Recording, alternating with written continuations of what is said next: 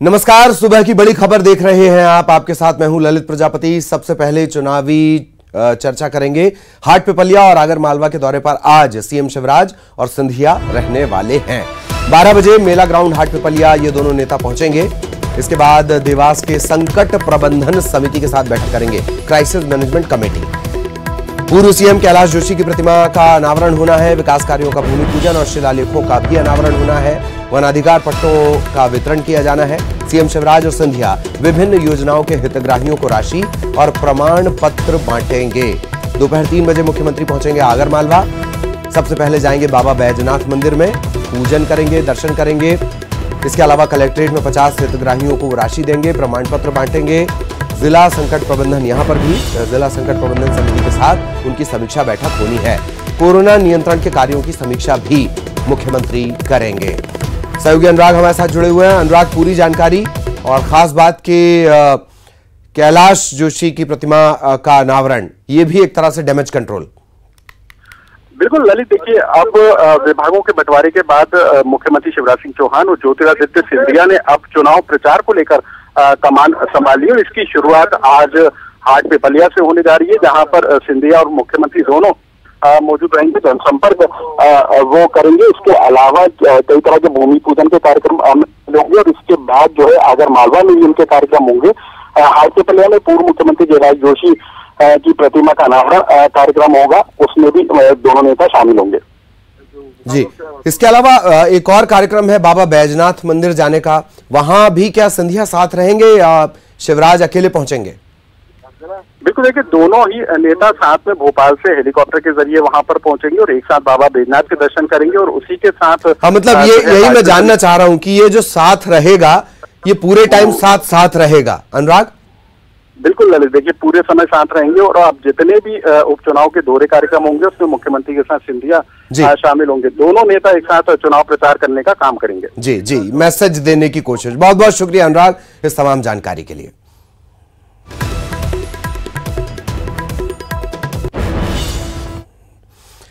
हर हर मोदी घर घर तुलसी, दरअसल ये एक अभियान का नाम है और इस अभियान का आज से आगाज होना है। मंत्री तुलसी सिलावट के चुनाव प्रचार के आगाज के तौर पर इसे देखा जा रहा है। इंदौर बीजेपी आज से सिलावट के चुनाव अभियान की शुरुआत करने जा रही है। हर हर मोदी घर घर तुलसी, ये महिला मोर्चा का अभियान है। इसकी शुरुआत आज हो जाएगी। महिला मोर्चा सांवेर में तुलसी के पौधे बांटेगा।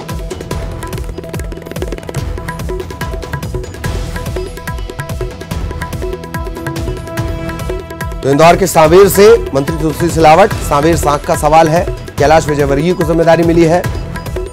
रमेश मेंदोला को भी जिम्मेदारी दी गई है। रमेश मेंदोला वही जिन्हें उम्मीद थी कि मंत्री पद उन्हें मिलेगा, नहीं मिल पाया और यही वजह है कि अब इस पर सबकी निगाहें टिकी होंगी। मंत्री तुलसी सिलावट के चुनाव प्रचार का आगाज इसे माना जा रहा है।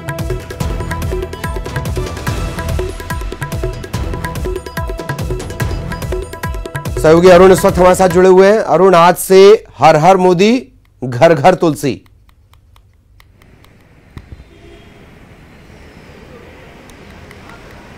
बिल्कुल, देखिए दो चीज़ें आज बीजेपी करने वाली। एक तो तुलसी सिलावट खुद गाँव में जाकर चौपाल लगाएंगे और अपना चुनाव प्रचार की शुरुआत करेंगे। दूसरा, जो बीजेपी की महिला मोर्चा है वो हर हर मोदी घर घर तुलसी अभियान की शुरुआत करने जा रही है। इसमें वो करीब 51,000 घरों में तुलसी के पौधे बांटेगी और घर घर तक बीजेपी सरकार की योजनाएं, केंद्र सरकार की योजनाएं, राज्य सरकार की योजनाओं का पत्रक लेकर वो जाएंगी, लोगों को बताएंगी कि उनकी सरकार जनहितैषी है और उनके लिए काम करेगी। इन सब चीजों को अरुण, ये बहुत दिलचस्प है। या शायद मैं ध्यान नहीं दे पाया कि पौधा तुलसी का पर होगा, पौधा भले ही तुलसी का होगा, इम्यूनिटी बढ़ाने का संदेश भी होगा, पर इसमें वोट तुलसी सिलावट के लिए मांगे जाएंगे।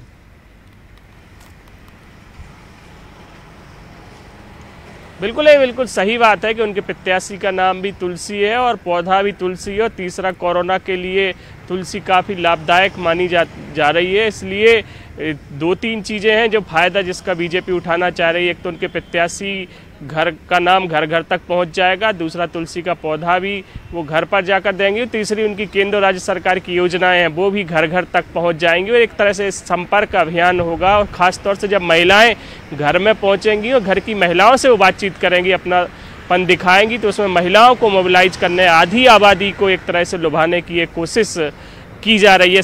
और इस आधी आबादी के सहारे पूरे घर के वोट जुगाड़ने की कोशिश, अगर प्रधानमंत्री के शब्दों में कहें, उनकी शब्दावली, उनके अंदाज में, तो ये बीजेपी का ट्रिपल टी का एक प्लान होगा।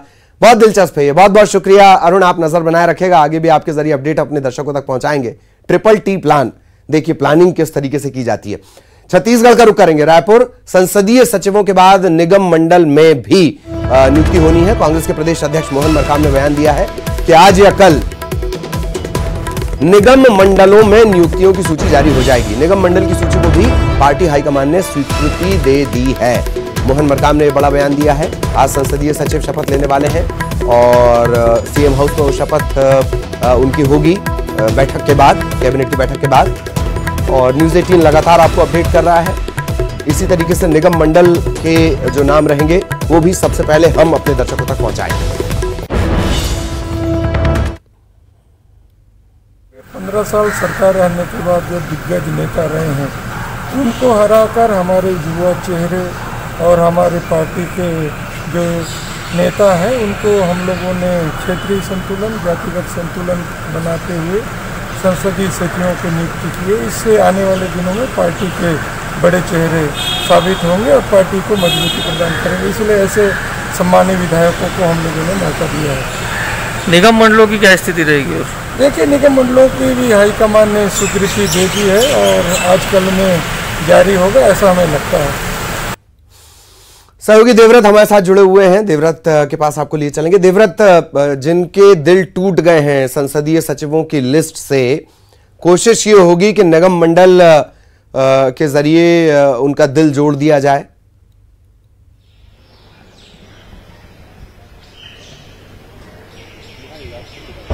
जी बिल्कुल, ये कोशिश रहेगी और कोशिश बिल्कुल की भी जा रही है, क्योंकि जिस तरह के समीकरण यहाँ पर बनाए गए हैं, पूरे जातिगत समीकरणों का ध्यान रखा गया है और ऐसी चीजें भी ध्यान में रखी गई है कि आखिर जिन जिलों से एक भी मंत्री नहीं है, वहां से भी संसदीय सचिव बनाए गए हैं। लिहाजा अब ये भी देखा जा रहा है कि इसमें जितने कांग्रेस के कार्यकर्ता हैं, बड़े नेता हैं, उनकी भी नजर अब निगम मंडलों की सूची में है। और जिस तरह से पीसीसी अध्यक्ष मोहन मरकाम ने साफ कर दिया है कि अब जैसे संसदीय सचिवों के नामों का ऐलान हुआ है, उसी तरह से निगम मंडलों की सूची भी जल्द ही जारी होगी।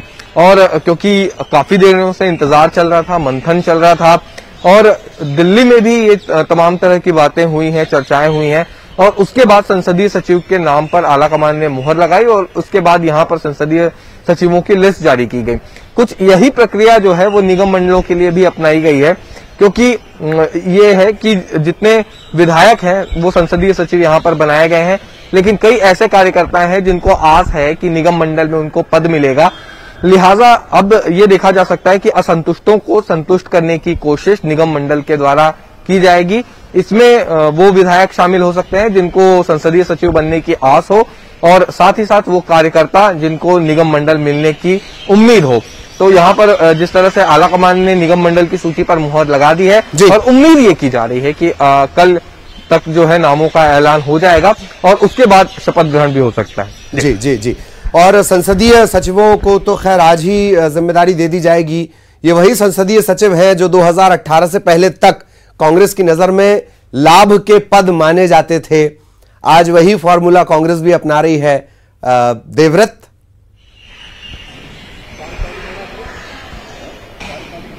जी बिल्कुल, अब तक के जो लाभ का पद संसदीय सचिव का बता करके कांग्रेस इसका विरोध करती रही है, लेकिन अब खुद कांग्रेस ने 15 संसदीय सचिव चुने हैं। लिहाजा ये कोशिश यहाँ पर की जा रही है, क्योंकि बहुमत के साथ अगर कोई भी पार्टी आती है तो कई दावेदार खड़े हो जाते हैं और इन तमाम दावेदारों को यहाँ पर संतुष्ट करना भी पार्टी के लिए बड़ी चुनौती होती है। तो छत्तीसगढ़ में जिस तरह के सियासी समीकरण बने हैं और ये दिखाई दे रहे हैं कि जातिगत समीकरणों का भी यहाँ पर ध्यान रखा जाना है, तो कोशिश यहाँ पर सभी संभागों को आपस में तालमेल बैठाने की, समन्वय बिठाने की यहाँ पर कोशिश की गई है। सभी जातिगत समीकरणों को भी सही पटरी पर लाने की कोशिश की गई है। तो निगम मंडलों की जो सूची आएगी उसमें भी यही उम्मीद की जा रही है कि तमाम समीकरणों का ध्यान रखा जाएगा।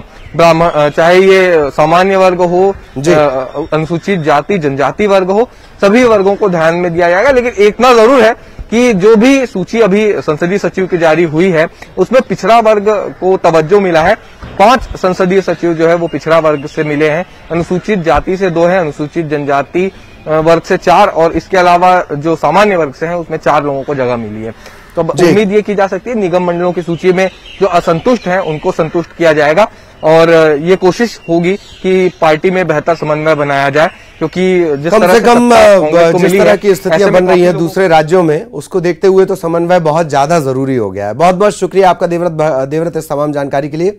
देवव्रत भगत हमारे साथ जुड़े हुए थे। इसके अलावा संसदीय सचिवों का ऐलान हो चुका है, आज जिम्मेदारी भी, ताजपोशी भी हो जाएगी, रिएक्शन भी आए हैं कुछ, वो सुनवाते हैं आपको।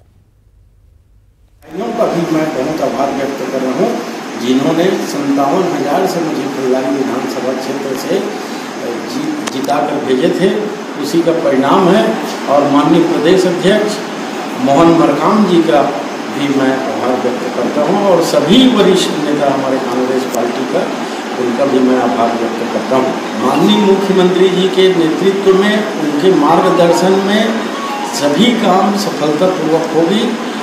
माननीय भूपेश बघेल जी का आशीर्वाद मिला है, उसके लिए मैं माननीय भूपेश बघेल जी को और कांग्रेस पार्टी को, राहुल गांधी जी को, सोनिया गांधी जी को धन्यवाद देना चाहूँगा, जिन्होंने मुझे इस पद के योग्य समझा और नई जिम्मेदारी दी। जिम्मेदारी मिल रही तो जिम्मेदारी का पूर्णतः निर्वहन किया जाएगा और सभी जिम्मेदारियों का हम हर संभव प्रयास करेंगे कि लोगों को समस्याओं से निजात मिल सके और क्षेत्र का विकास हो, पूरा छत्तीसगढ़ का विकास हो। और इंदौर में आज से होगा लेफ्ट राइट फॉर्मूला। ये बाजार खुलने का फॉर्मूला है, लेफ्ट राइट खुलेंगे बाजार। सुबह 10 बजे तक ही लोग पोहे जलेबी यानी नाश्ते का आनंद ले सकेंगे। 10 बजे के बाद दुकानों पर टेक अवे की सुविधा होगी, मतलब आपको घर ले जाकर खाना है तो खाइए। चलायमान स्थिति में रहेंगे फल सब्जी के ठेले। चलायमान मतलब वो लगातार मूव करेंगे, एक जगह टिकेंगे नहीं, ठहरेंगे नहीं।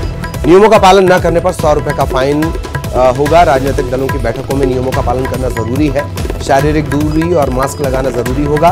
तो नेता माने न माने, आप जरूर इन नियमों को मानते रहें, क्योंकि नेताओं के का मसला आते ही पुलिस की सख्ती थोड़ी कमजोर हो जाती है।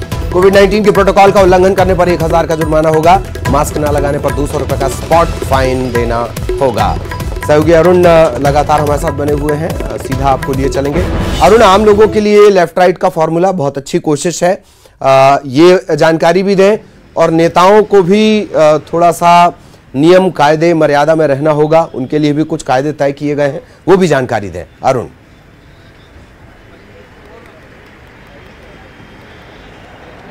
बिल्कुल, देखिए जिस तरह से कोरोना का संक्रमण तेज़ी से इंदौर में बढ़ रहा था और पिछले 3 दिनों में 80 से 90 के बीच मरीज मिल रहे थे और कल तो 92 मरीज मिले थे, 92 मरीज मिले थे। उसके बाद से अचानक हरकत में शासन प्रशासन और जनप्रतिनिधि आ गए थे। उसके बाद एक क्राइसिस मैनेजमेंट की बैठक हुई जिसमें तय किया गया कि अब दुकानें लेफ्ट राइट के हिसाब से खुलेंगी और ऑड इवन जो फार्मूला पहले तय किया गया था उसको निरस्त कर दिया गया है। मैंने एक तरफ की दुकानें एक दिन खुलेंगी और दूसरी तरफ की दुकानें दूसरे दिन खुलेंगी। उसके साथ ही जो पोहे जलेबी और नाश्ते की जो दुकानें थी जो दिन भर खुली रहती थी उनको भी अब सुबह 10 बजे तक ही खोल कर रखना होगा। आप देख भी सकते हैं मेरे पीछे, ये 10 बजे तक के लिए दुकान खुली है, जिसमें भारी भीड़ यहाँ पर मौजूद है। कई लोग तो मास्क भी नहीं लगाए हुए हैं, यहाँ पर पहुँचे हुए हैं, अभी भी लोग पालन नहीं कर रहे हैं, जबकि मास्क के ऊपर 200 रुपये का चालान है। अगर आप मास्क नहीं लगाएंगे तो 200 रुपये का चालान देना होगा। इसके साथ ही जो ठेले वाले हैं उनको चलायमान स्थिति में रहना होगा। फल सब्जी के जो ठेले होंगे उन पर 100 रुपये का चालान है। और अगर राजनीतिक दलों की बात की जाए तो उनकी अगर जो बैठकें होंगी, उनकी जो रैलियां होंगी, उनके जो कार्यक्रम होंगे, उसमें अगर सोशल डिस्टेंसिंग का पालन नहीं होगा तो 1000 रुपये का जुर्माना उन आयोजकों पर भी लगाया जाएगा जो इन कार्यक्रमों के आयोजक होंगे। तो 1000 का स्पॉट फाइन उस पर भी किया जाएगा। साथ ही कानूनी कार्रवाइयाँ तो की ही जाएंगी। तो इंदौर में तमाम एहतियात बढ़ती जा रही है। लेकिन आज जो कोरोना के लिए मेडिकल बुलेटिन आया उसमें 51 मरीज आए हैं, थोड़ी सी राहत है, संक्रमण थोड़ा सा कम हुआ है, लेकिन लोगों को एहतियात बरतने की अभी भी आवश्यकता है, जो यहाँ पर अभी भी दिखाई नहीं दे रही है। मार्केट हालांकि 10 बजे खुलेंगे, तब देखा जाएगा लेफ्ट राइट कि कौन सी दुकानें आज खुलती हैं, लेकिन सबसे बड़ा सवाल यही है कि जिस तरह से कोरोना का संक्रमण इंदौर में बढ़ रहा है, संक्रमण की दर लगातार बढ़ती जा रही है और मौतों की जो संख्या है वो भी लगातार बढ़ रही है। उसको देखते हुए अभी ज्यादा सतर्क रहने की जरूरत है, अलर्ट रहने की जरूरत है लोगों को जाहिरा तौर पर। लेकिन जब आप ये जानकारी दे रहे हैं, फाइन की जानकारी दे रहे हैं और उसके पीछे लोग अगर चेहरा छुपा रहे हैं, तो आम इंदौरी ही इस बात के लिए तैयार नहीं कि उसे कोरोना से किस तरीके से निपटना है। ये निहायत ही शर्म की बात है। बहुत बहुत शुक्रिया अरुण इस तमाम जानकारी के लिए। सहयोगी अरुण हमारे साथ जुड़े हुए थे। और ब्रेक के बाद खबर भोपाल से। लॉकडाउन के दौरान सबसे ज्यादा सुसाइड, यह आंकड़ा डराने वाला, चौंकाने वाला, परेशान करने वाला, सोचने पर मजबूर करने वाला। 70 दिनों में 63 लोगों ने खुदकुशी की है। ये जो आंकड़ा निकल कर आया है, 22 मार्च से 31 मई के बीच 63 लोगों ने खुदकुशी की। सुसाइड करने वालों में 26 महिलाएं भी शामिल हैं। और खुदकुशी के पीछे की वजह जान लीजिए। बीमारी है, कलह है, डिप्रेशन है, ये खास तौर पर वजह निकलकर सामने आई है। सचेत करने वाली, चौंकाने वाली और परेशान करने वाली खबर। सहयोगी मनोज हमारे साथ जुड़े हुए हैं। मनोज, बेहद परेशान करने वाली खबर, सुसाइड, लॉकडाउन के दौरान सुसाइड। आज बिल्कुल ललित, एक तरफ जब लॉकडाउन लगा था उस दौरान कोरोना के चलते कई लोगों की जान गई थी। दूसरी तरफ कई लोग ऐसे भी थे जो जिंदगी को किसी कारणवश हार मान रहे थे। और उसका जो आंकड़ा अब निकल के सामने आया है वो चौंकाने वाला है। क्योंकि यदि हम कोरोना से मौत की बात करें और सुसाइड की बात करें और अमूमन दिनों में जो सुसाइड हुए उनकी बात करें, तो उनका तुलनात्मक अध्ययन करेंगे तो काफी चौंकाने वाली बातें सामने आती है। और जिस तरीके से यदि हम कोरोना से मौत की बात करें तो कोरोना से भी कई लोगों की मौतें हुई है, करीब 70 से ज्यादा इसमें जान गई है। लेकिन यदि सुसाइड की बात करें इसी लॉकडाउन के दौरान तो 70 दिनों में 63 लोगों ने खुदकुशी की और इसमें सबसे ज्यादा 26 महिलाएं शामिल हैं।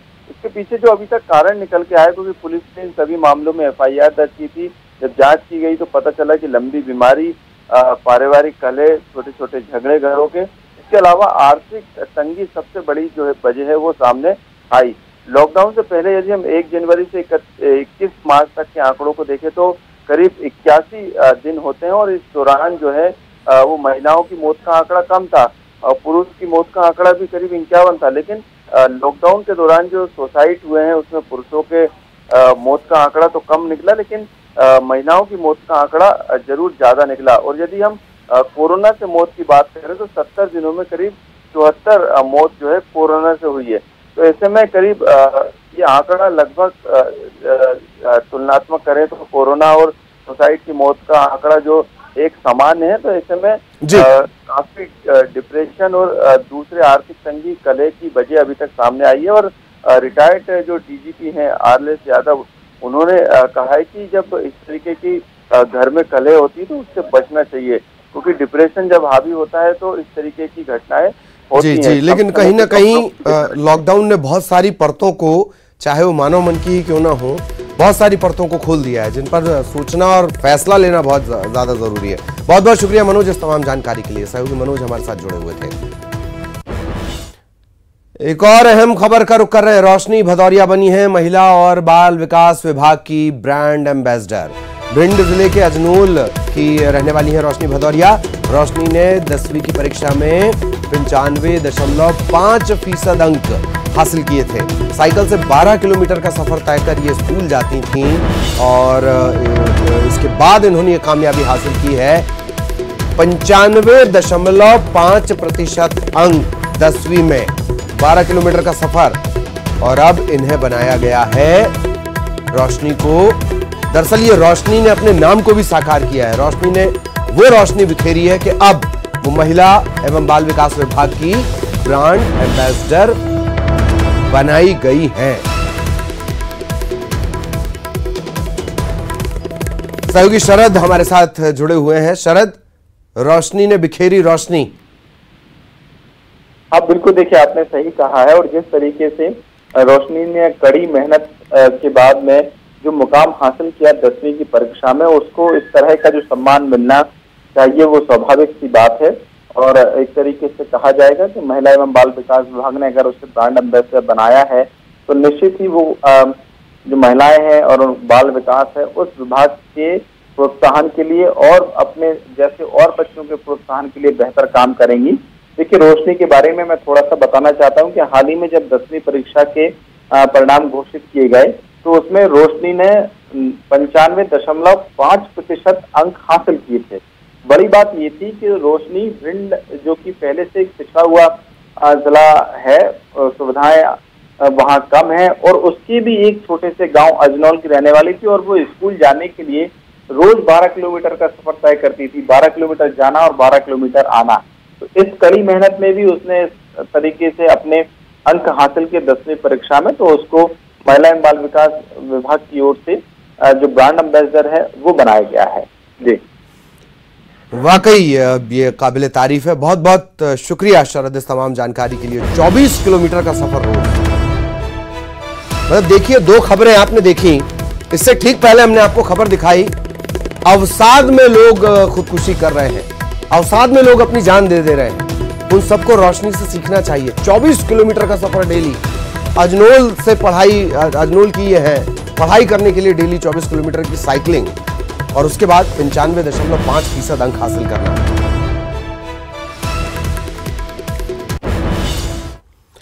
खबर जांजगीर चांपा से, जहां जिले के वार्ड नंबर 17 में ब्रह्म कमल का फूल खिला है। नाम भी कितना दिलचस्प है, ब्रह्म कमल। खैर, तो ब्रह्म कमल का ये फूल खिला है और इसे देखने के लिए रात भर पड़ोसियों का लगातार यहां तांता लगा रहा। इसी वार्ड के रहने वाले हैं शशिकांत राठौर। इनका परिवार 3 साल पहले घूमने के लिए माउंट आबू गया था। कुछ महात्माओं ने इन्हें ये पौधा दिया। राठौर परिवार अपने घर के गमले में इस पौधे को इन्होंने लगा दिया। ब्रह्म कमल को लेकर राठौर परिवार का ये कहना है कि आमतौर पर ये फूल 10 से 12 साल में एक बार खिलता है, लेकिन वो भाग्यशाली हैं कि उनके यहाँ पिछले 3 साल में ये 2 बार फूल खिला है।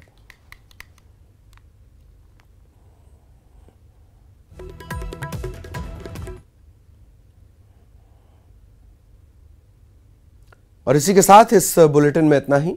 नमस्कार।